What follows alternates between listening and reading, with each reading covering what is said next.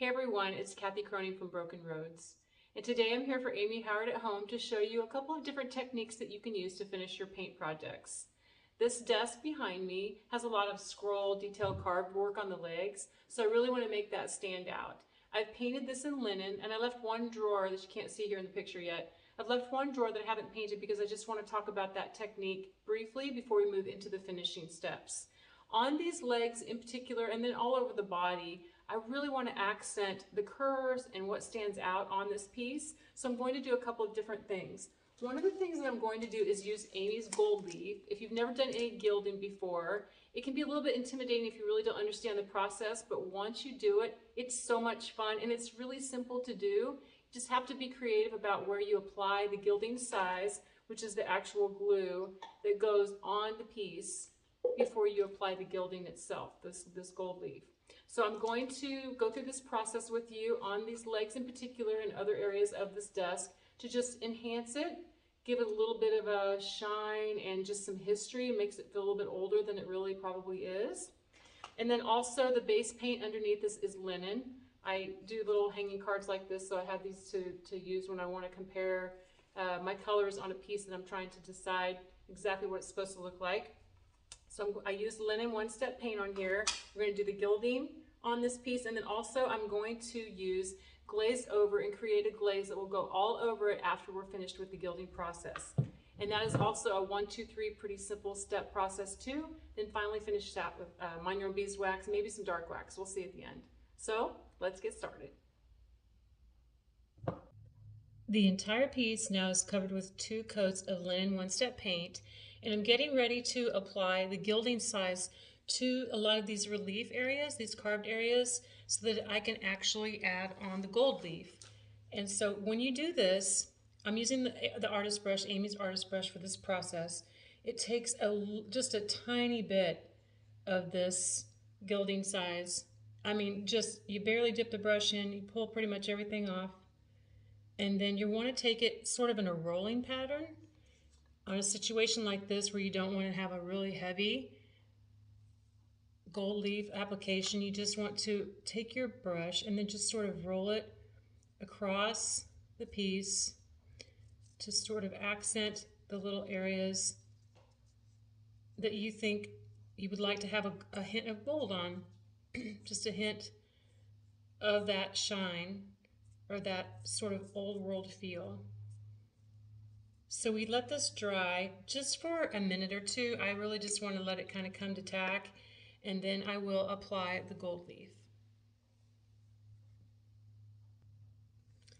Now for the gold leaf, what you do is take the book out, we call it a book, out of the package, and it has papers between each of the sheets of gold leaf. So I'm taking a sheet of gold leaf right here, and I'm just leaving it on this paper, but opening up the other side, and I'm going to just tap it on to my Gilding Size that has come to tack.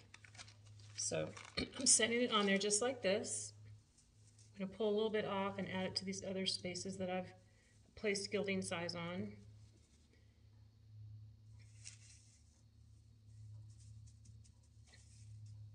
Just tapping it on nice and light, making sure I get everything covered. Then we're going to let that dry for just a couple of minutes, and then we will brush it off. I'm taking Amy's 1.5-inch chip brush to brush off this extra gold leaf that's on the Gilding Size now that it's dried. And this is actually the funnest part to me. It's a little bit messy, but I still enjoy it because it really starts to give you the look that you're going for. You can kind of get a picture of what's going to happen next. So you just slightly brush this off with your chip brush until you get all of the, most of the hanging parts just completely removed. And after doing this, and it's ready to sand down, I'll take 400 grit sandpaper or quadruple aught, excuse me, steel wool to remove it. So this is what it looks like when you just first remove the gold foil, the gold leaf from your piece.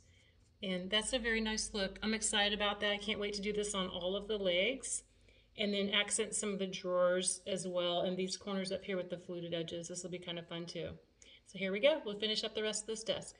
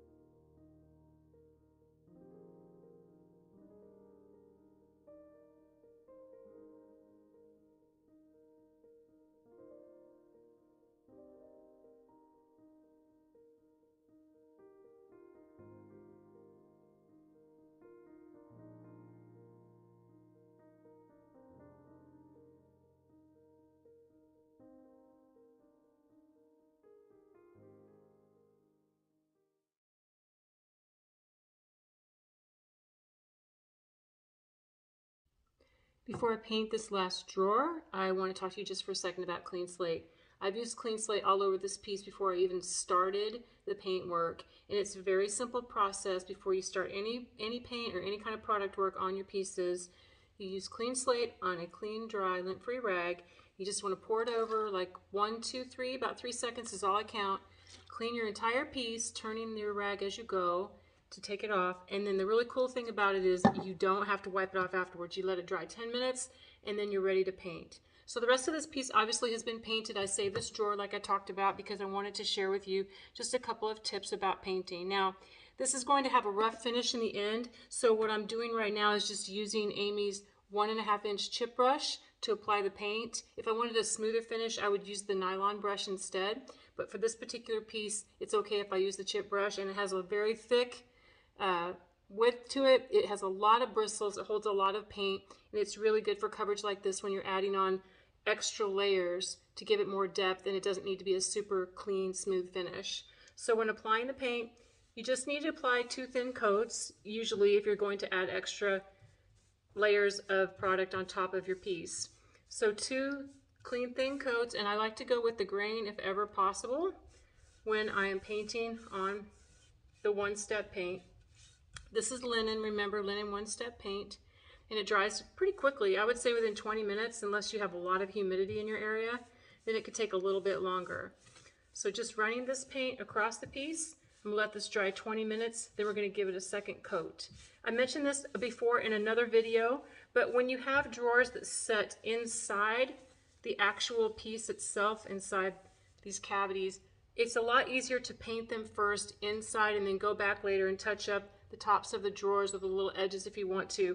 Because if you tend to paint when it's outside of this space, your paint can get very thick and then the drawer doesn't always go in very smooth. So I learned that from a wise crafter one time, and so I have heeded to that ever since, and it's really worked well for me. So we'll let this dry, then I'm going to add another coat after this, and then we'll get started on the next step.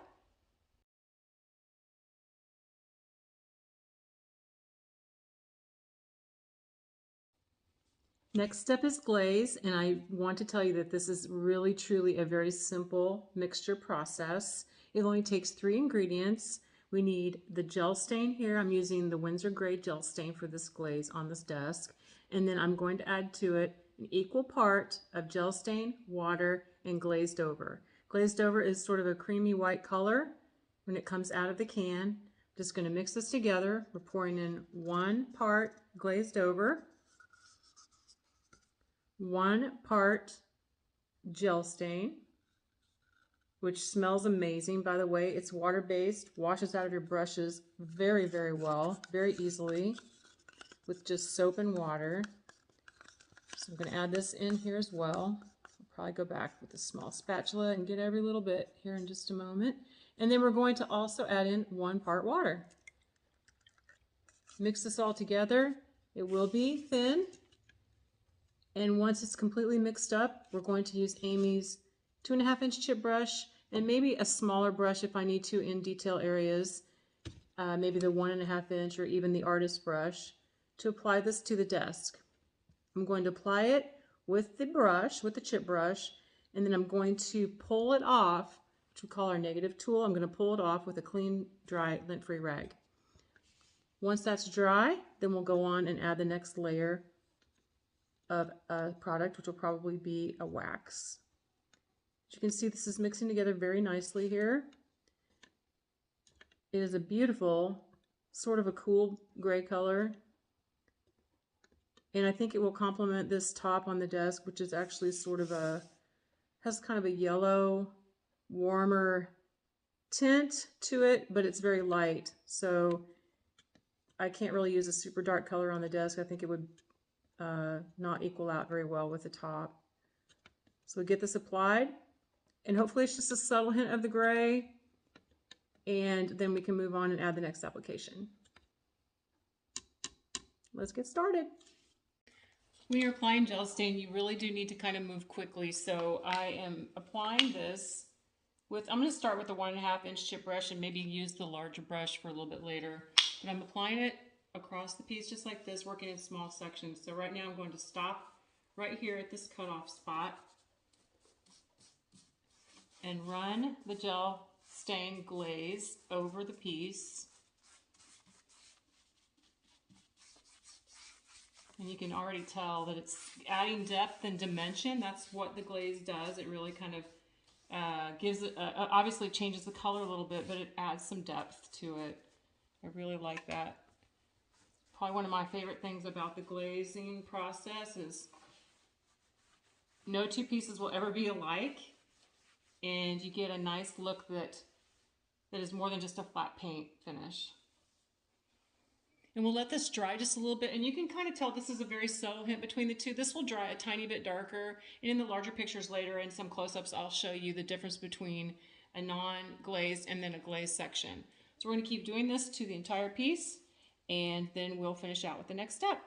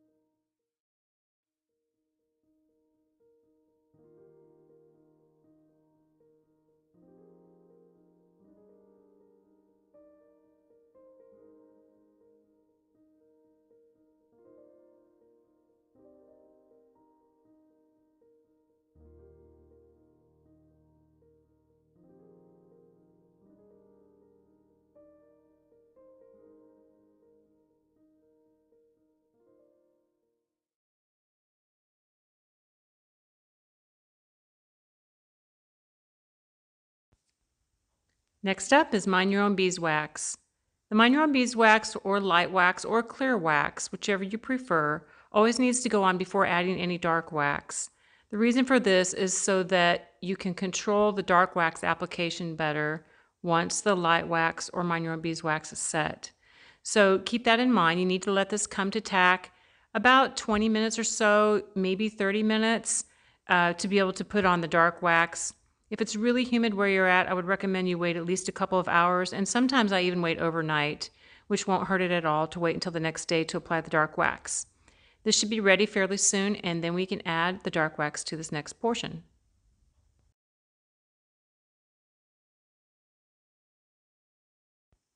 Dark wax is very similar to Mine Your Own Beeswax in that you apply it to your brush and then offload it onto a piece of cardboard. Use a very, very light hand to apply your dark wax. You can always add more, but just start off slowly and sort of get your shading in place and then step back, take a look and see if you need to add any more dark wax to the sections of your piece. This will take about another 20 minutes to dry, maybe 30 in this case. It's a little humid here today. And then we will buff it out with a clean, dry, lint-free cloth.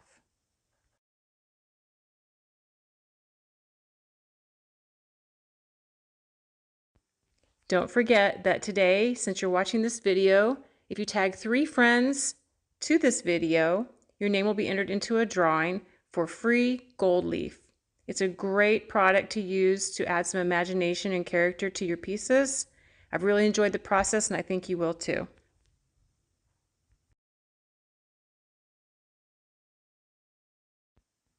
After the dark wax has sat and come to tack, you can use a clean, dry, lint-free cloth to buff it and give it a nice sheen.